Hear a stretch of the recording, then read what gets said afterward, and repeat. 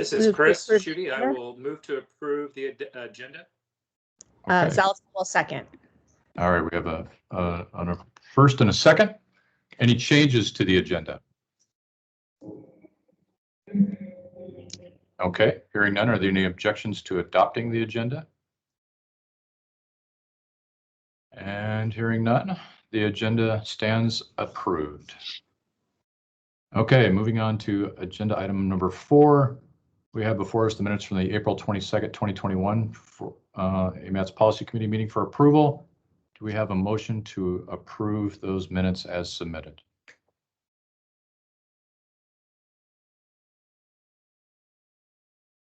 This is Schutte. I'll make a motion to approve or accept, whichever is appropriate, the meeting minutes from April 22.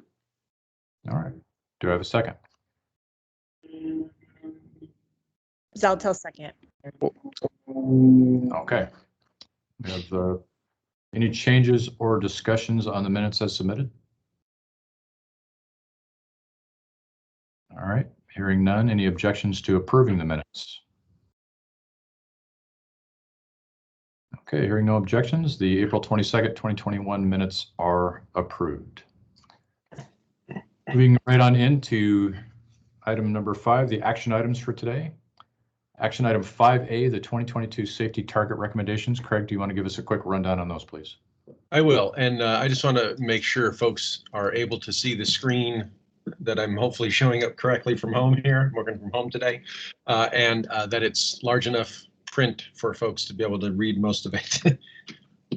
So I can see down to item number 2, Craig. If there's something below that, I'm not seeing it.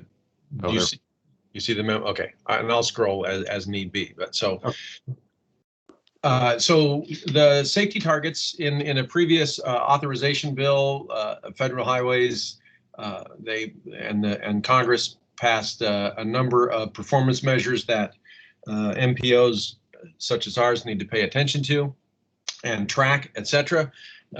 We had travel time reliability and some CMAQ ones. Our safety ones are the only ones that need to be looked at and revisited every single year. And so what we normally have done in the past, and as you'll see, we're suggesting the same now, is that the state has safety targets that they have to set as well and track. And the choices are we can either utilize our own target for each performance measure in our area, or we can agree to support the state target.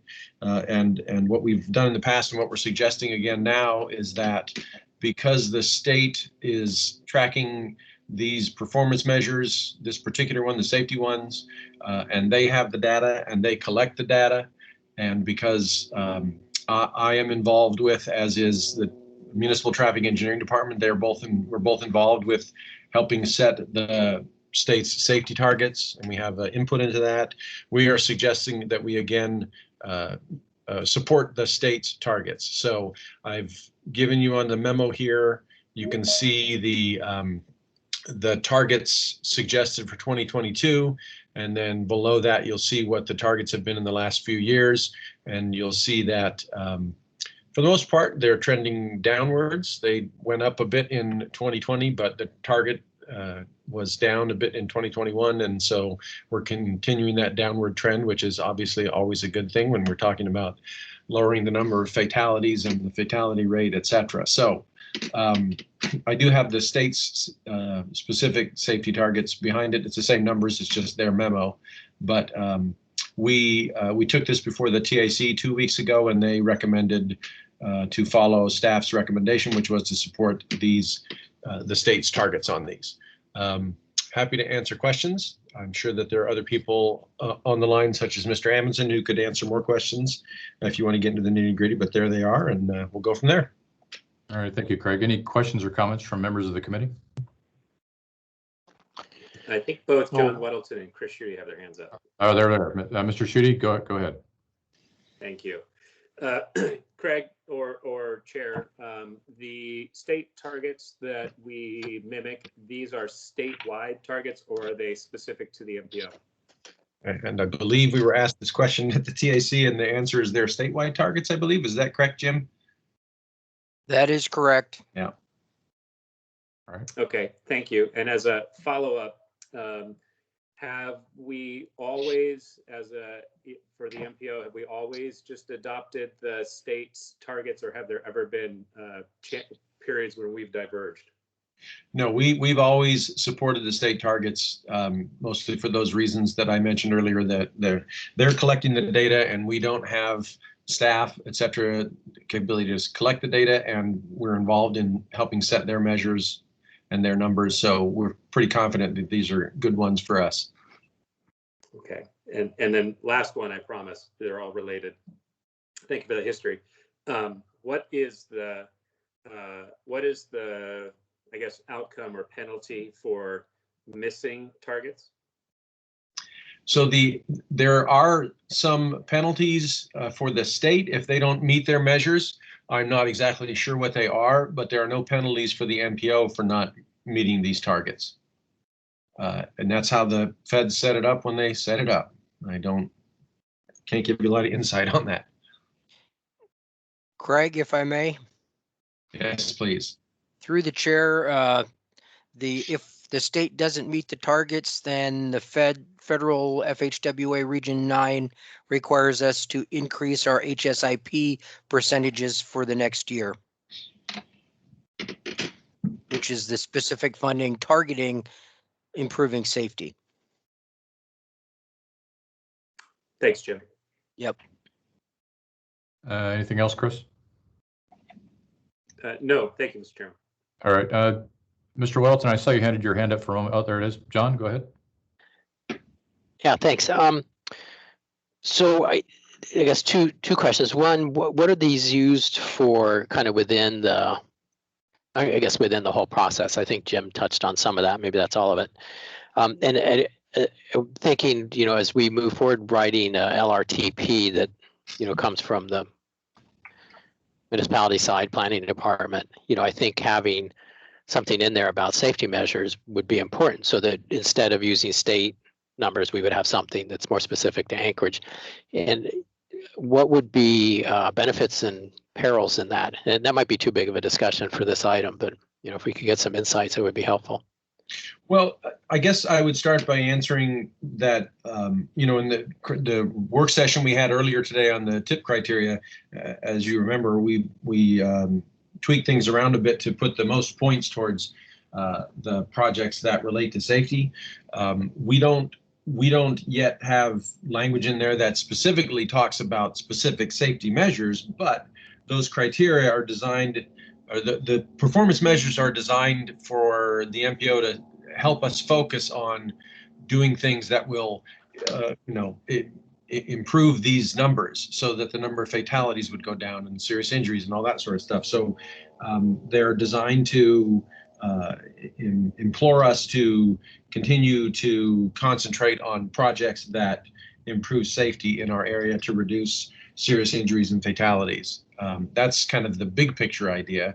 We don't have them tied to say this project will reduce serious injuries by point whatever, because it's just a little more challenging to do, I guess, at an MPO level.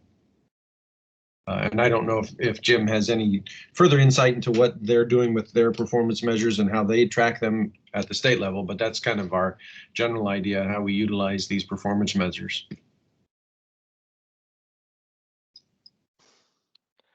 Through the chair, the state, in fact, has a comprehensive committee group that regularly goes through each of the targets and goes through the actual accident data each year to try and refocus so that we're putting our HSIP money where it best reduces our targets, where we've seen bumps going in the wrong direction. Thanks, Jim. Yeah, I would add to that, as Jim well knows, when the state group gets together to set these performance targets, it's a pretty long meeting where we go through every single thing in the plan and talk about whether that's still relevant, what FAST in Fairbanks and AMATs can do to help things, and usually it's in the area of some of the public awareness campaigns that we do. So it's a pretty extensive thing that tracks back to these measures. Very good. Thank you. Mm-hmm. Any other questions from the committee on this action item? This is Miss. My hand up. Yeah, go ahead, Ms. Altel.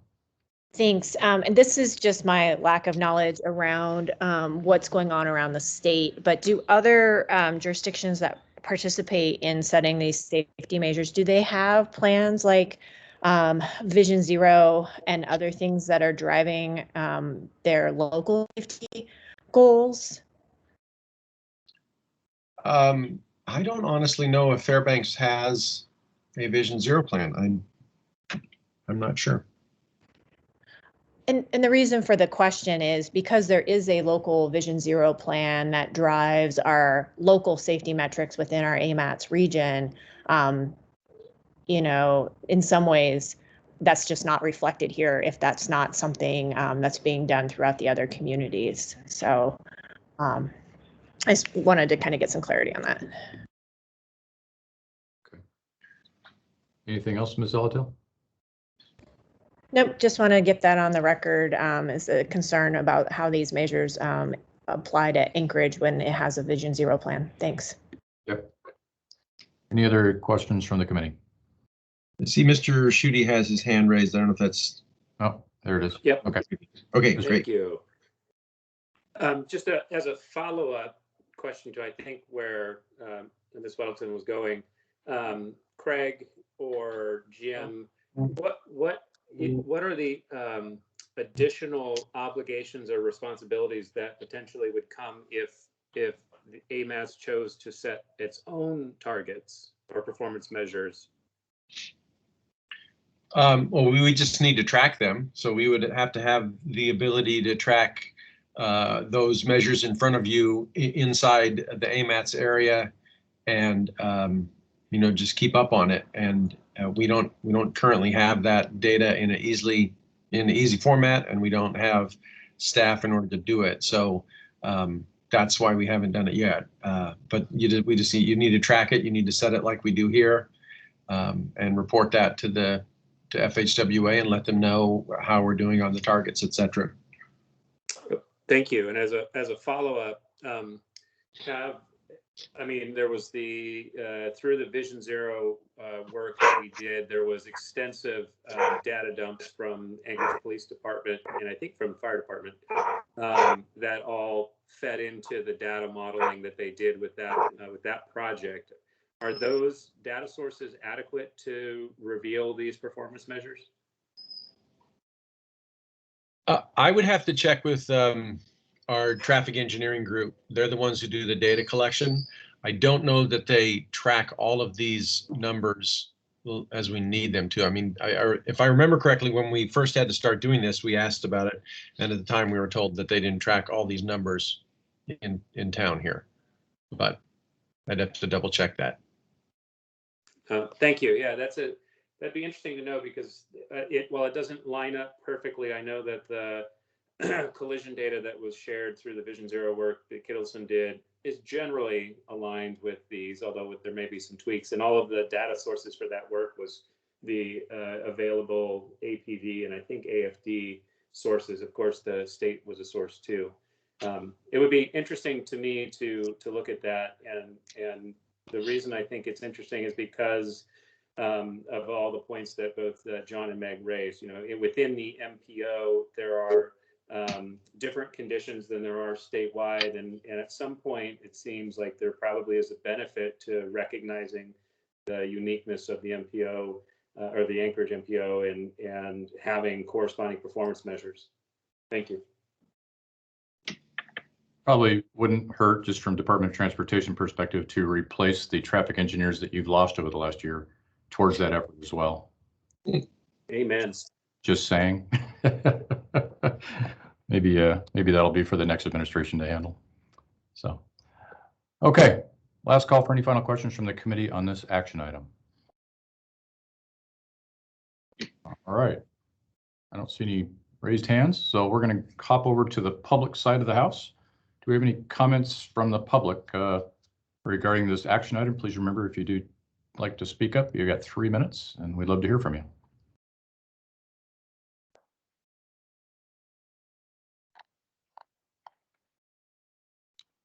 Okay, Craig, I'm not seeing any raised hands. You're telling me it's instantaneous now, correct? Yep, they're here if they're here, and I don't see any comments or raised hands, so. Okay, we will move on. So what is the will of the committee regarding this action item?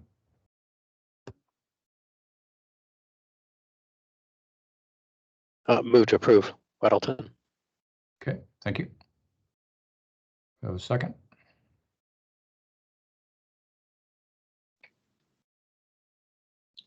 This is Shooty. I was hoping someone else would jump in, but I'll second Mr. Weddleton. All right. Any objections to the approving the motion? All right. Hearing none, the motion is approved. Thank you, Craig. Okay. Okay, moving on to action item 5B, the committee bylaw update. Craig, why don't you give us a spiel on this one? I will do that. Let me get to the right memo. Okay, hopefully you see the memo that says 5B in front of you. As we were looking at our bylaws for the CAC, the Community Advisory Committee, we noticed some things that were a little different than some of the other bylaws, the freight and the bike and ped. And we just wanted to kind of, standardize the language in all three. So for the most part, it was relatively innocuous changes, just to kind of make them all the same.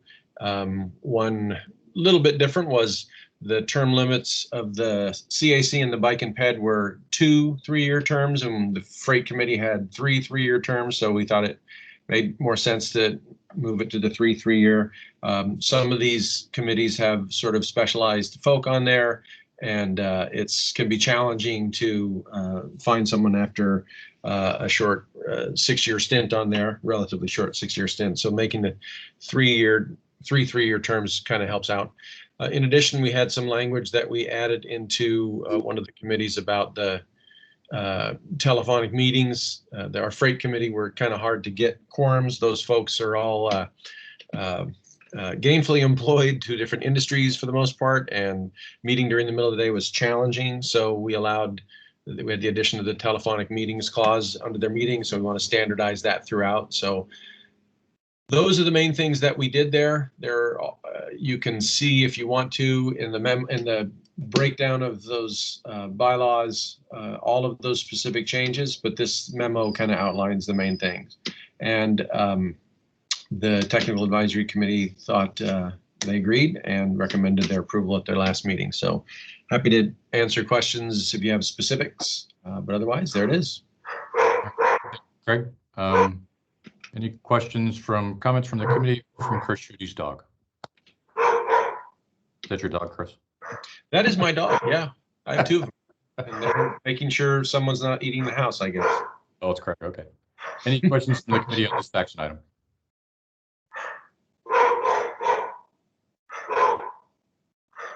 All right, well, I don't speak dog, so any comments from the public on this action item?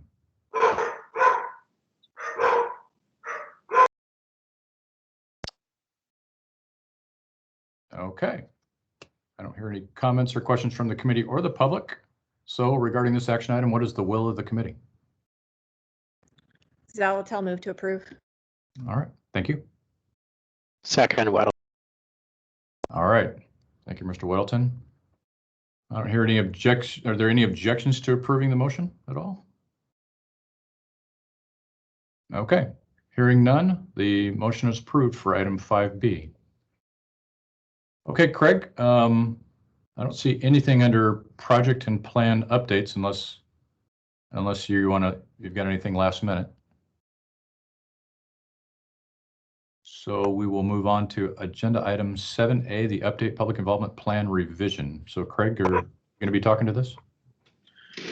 I'll start. I believe Mr. Schuete requested that we have a chat about it. This basically was, we had talked recently about, we've been doing these Teams meetings for a long time, over a year. and we're looking forward to getting back into seeing all the smiling faces in one room. But we also know that for some folks, it certainly is a big help to be able to do these things virtually and dial into the Teams meetings like we're doing right now, whether that is a committee member or a member of the public. And you know, a lot of FHWA's push is on as much public involvement as you can get. So we are trying to work on some version of a hybrid where we can do both in person with making sure we are adequately allowing people to dial in virtually. The public involvement plan, the current AMATS public involvement plan, has some language in there that talks about virtual meetings. But I think we kind of really need to look at it a little more in depth to reflect the state of the world as it is nowadays. So I guess that's just letting you folks know that that's something that will be coming soon to the theater near you as we look at updating our public involvement plan. So that's my beginning of that. I don't know if Mr. Schutte had some thoughts on that or more chatting to be done, or if anyone else wanted to talk about it at all. But that's just kind of broaching the subject with you folks. Thank you. If I may, Mr. Chair. Yeah, go ahead. Thank you. I wanted to bring this up as a discussion item for a couple of reasons. Craig articulated one of them. Another one is that if you caught it in the previous item, there was the addition of telephonic meetings for the Citizens Advisory Committee. And then additionally, here locally in Anchorage, we're going through some law changes soon, if they haven't already been introduced, that will expand the definition of attendance to allow for virtual attendance, if you will, so that we can reflect the new normal, I think, in the world, certainly in the community, which is hybrid. Life is a little bit hybrid. And as much as I enjoy Craig's smile, I don't always want to be in the same room as him. So at some point, I think it would be beneficial for us to dive into this topic and have the operating procedures and the public involvement plan reflect what I think is happening really across the nation as businesses and schools and others look at all the different ways in which they can increase the available options for participation in public process. So Craig and I chatted about it, and at his recommendation, I wanted to bring this forward for the group to consider. All right, appreciate your comments. Thank you, Chris. Are there any other comments from the committee on this subject?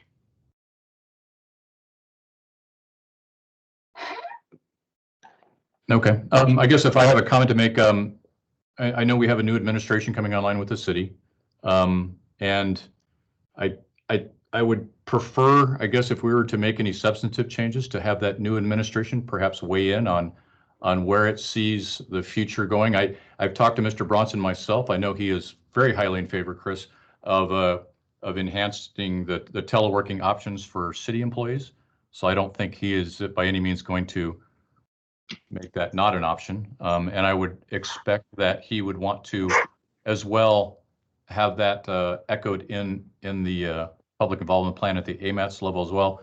That said, I think it would behoove us to just take into account the new mayor's input before we finalized out any actions on this, Craig, so that we make sure we've got the next administration's fingerprints on this thing as we move forward over the next 3 years. So that would be my comment on it. Yeah, we are not in a rush to get this done. This is certainly something that they will be involved in very much. So yeah, absolutely. I do see Ms. Solotel has her hand raised. Oh, okay, Ms. Solotel, I'm sorry. Go ahead. Yes, thank you. So I do like the idea of exploring a hybrid approach, and particularly something that might be able to be brought forward come about September. I've been working with my community councils, particularly those that are transportation focused, to help them be more involved with AMATs so they're a little bit more aware of what's happening and before it's kind of late in the game. And I think as we've seen with community council participation, either having a hybrid approach or the electronic approach, particularly given the policy committee's time and other times that the committees are meeting for AMATs, it would make it more accessible, particularly those who had to work. I don't foresee a change needed, in this moment, but definitely would like to keep at least a hybrid option on the table so we can increase public participation as much as possible. Thanks. Thank you. Now, Craig, we've always had the ability for folks to call into these meetings. Is that a true statement? Yeah. Years and years ago, Mr. Flynn, Assemblymember Flynn, would routinely travel for work, and he would call into the mayor's conference room. This is so we've always allowed that sort of thing, just like they do at the assembly. We just want to make sure that we're what we do is allow members of the public and committee members to be able to dial in remotely at the same time as we are actually meeting in person, and that we can also capture all the voices in the room for the recording. So everyone, if you're listening in, you can hear the person in the public who gets up in the gallery and wants to speak, sort of thing. Okay, I would maybe put in just in pencil, if nothing else, a caveat that I think AMAT staff needs to be present if there's going to be an in-person meeting event like a policy committee meeting or a TAC. There's just so much coordination, both technical and otherwise, to setting up that meeting and having it operate efficiently. So, Craig, I guess I would just plant that seed. That I can guarantee you I'll be in the room. Okay. It's so much easier for me to keep track of these things and run the meeting by being in the room. So yeah, that's a great point. Yeah. Mr. Schutte has his hands raised again, or hand raised again. Mr. Schutte? No, I actually have both of them up. Thank you. Oh, there you go again. Yeah, thanks. Mr. Chairman, I appreciate that comment about making Craig do more work. I always try to do the same. I think the interesting thing about this conversation that's happened over the past year, especially, is that the platform or the suite of available communication tools for public involvement and just human-to-human interaction has changed so much. And we're certainly light years ahead of Mr. Flynn calling in on a landline. So this idea of providing a platform that can share and capture information, like Teams or Zoom or any of the other ones out there, is just so cool and so appealing from a public engagement, public involvement perspective. In addition to AMATs, there's been a lot of public involvement work that we've done over the past year related to projects in the not only in the transportation planning world, but in the zoning world, land use world as well. And we're finding that this is a tool that is infinitely more powerful than just people in a room and jotting notes on a giant whiteboard. So for the benefit of all of us doing what we do for the MPO better, I think that having a suite of options available is really in our best interest. And so I appreciate your encouragement on this topic, and I look forward to seeing all of the slick things that the MPO is going to do for public engagement here in the future. No, absolutely. I think the key will be in the coordination of all these different methodologies of involvement. So a phone call versus an MS Teams versus a Zoom versus a WebEx versus an in-person versus, and Craig, I say all this because quite frankly, I'm going to be looking to you to coordinate the integration of all those different tools into a single meeting in a smooth and seamless way. I wish you luck. That's all I can say. Well, what I can tell you is this, that I have just about the best person helping me on this with Christine Schutte, who has been doing the research. We are looking at the possibility of doing it with what we have existing, and also looking at other programs that might work better for us. So Christine is very interested in it, which helps that I don't have to assign her something that she's not really interested in. So she's very excited about it. So yeah, we'll get it. And I know with her help, it's going to be great. So yeah. All right. Sounds good. Any other comments from the committee on this particular informational item? Ms. Solatel with her hand raised again.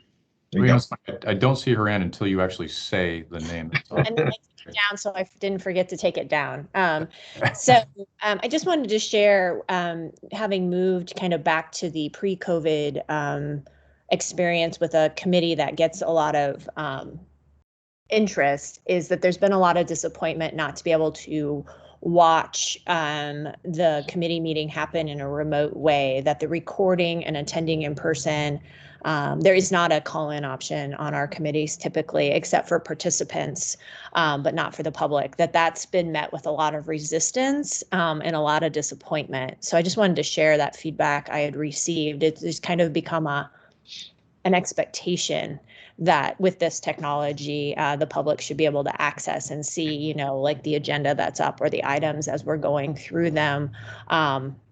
Even if they seem to be posted elsewhere, like on a website, to listen to the recording later, that doesn't seem to be sufficient any longer. So I just wanted to share that that's been the experience as we've moved back as assembly members into our typical work session or committee meetings. Yeah, and I will say this, right now we know that the easy way to do it is just have all of our meetings in the assembly chambers because they're already wired for sound and video, but it's not completely practical for a lot of time frames that we want to have it. So we're looking at the possibility of whether we're just going to be able to, whether we will get some cameras and stuff and try to get into that age or what. So there are a lot of balls in the air as we try to figure out what's the best method to get our message across to the public and make things, as transparent as we like them to be. I would just note quickly that the cameras, in terms of like the GCI access, aren't available for our committee meetings typically. And we've had a hard time getting like Facebook or other camera systems to adequately broadcast both sound and video at the same time. So we've tried those things, Okay. and in chambers we've run into those issues. Okay. I can't remember which entity it was, but they showed us the setup that they have that can bring in a big screen and cameras and some microphones, and you get extra microphones, and it's just on a wheeled cart sort of thing. It's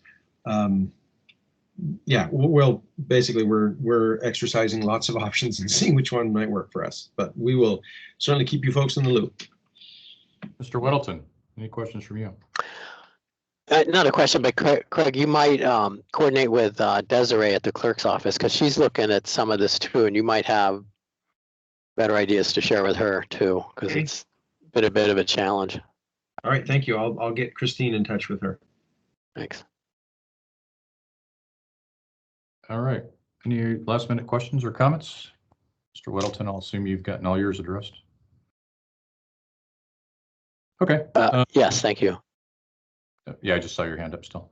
Craig, I think that's all. The only, I guess, alibi I would add is in our experience at DOT, video requires bandwidth. Quite frankly, a lot of our MS team meetings, people did not turn on their cameras because of bandwidth usage concerns. And so I don't know if that'll be an issue for us in AMATs as we move forward in this regard, but just something to be aware of. I know that as a fact, last semester having a junior in high school and a freshman in college, I could not get any bandwidth at home. So, Right. Yeah. Right. Bandwidth inequity coming to a theater near you. Yep. So. Thank Okay. you. No other comments from the committee on this? Any comments from the public on this update?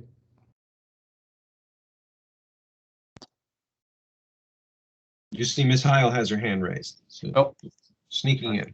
I got John Weddleton still has his hand raised. I don't know. Cindy, go ahead. Thanks. I was just wondering if we, over the course of the last year, how much public participation have we actually gotten for the TAC and the policy versus what we've had previous years with in-person?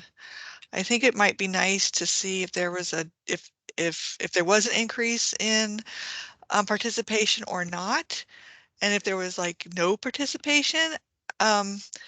Just because we have access may not necessarily mean it's we have participation. So I just think it'd be very interesting to know what that was, just to help maybe inform the development of the public participation plan. That's a great point. I know Christine has been posting the sign-up sheet in the chat, and she's certainly been tracking who has dialed in.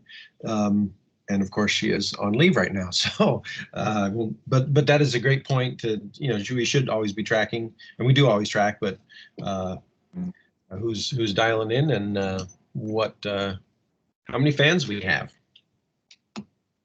I appreciate the comment too, Cindy. There's a cost to doing this, resource or otherwise, and we want to make sure it's effective. Just because it's nice to have doesn't mean it's effective. So we'll trust that Craig and the staff will chime in to track that kind of metric. Okay. Any other questions or comments from the public? All right. Hearing none. Moving on to committee comments. Do we have any committee comments to add today? Mr. Chairman, this is Chris. I don't have a comment. I'm going to put someone on the spot. I'd love to get some committee comments from our new member and introduce herself. Oh, yes. Emma Pokin, Deputy Commissioner. Hello there. Good afternoon. Thanks for inviting me to introduce myself. I'm the Deputy Commissioner at DEC. I've been here in this position for I think about a year and a half now. I was previously with the Department of Law. I'm an attorney by training, and I've been in state service since January of 2013. Previously worked with the North Slope Borough and with the court system in Fairbanks. Pleased to be here and to contribute to AMAT's work. All right. Well, welcome, Emma. We're pleased to have you. Okay. Any other? Thank you. Oh, go ahead. I was just saying thanks. It took me a minute to get to my unmute button. All right. All right. Any other committee comments? All right. Hearing none. Any public comments?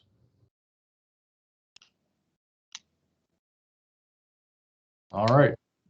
Well, hearing none there, do I have a motion to adjourn today? Mr. Chair, before we get to that, yeah, can I make one quick comment? Of course. Yeah, barring any unforeseen circumstances that I'm not aware of, I think in his official capacity, this may be Mr. Schuete's last meeting with us. And I just, if that's the case, I wanted to thank him for his input into the process. It certainly has helped. And even if I have to sometimes stare into my own reflection with my doppelganger from time to time, you've made things, you've helped things roll along here, and I appreciate it. Absolutely. Yes, Chris, from us as well at DOT, thank you for all you've done with the city and working with the Department of Transportation these last few years. Thanks, everyone. Yeah. Okay. Anything else, Chris? Or Craig? Nothing from me. Thank you. Okay. For me, sir. Okay. Do I have a motion to adjourn today? So Chris? moved. All right. Do I have a second? Second. Schuete seconds. All right. Well, Chris Schuete, since you're moving into emeritus status, we'll give you the honor of the seconds. So. Thank you. All right. Unless there are any objections to approving the motion, hearing none, the motion is approved. Everybody have a great, safe remainder of your June, and we'll talk again next month. Thanks, everybody. Thanks, Thank all. you. Thank you. Thanks.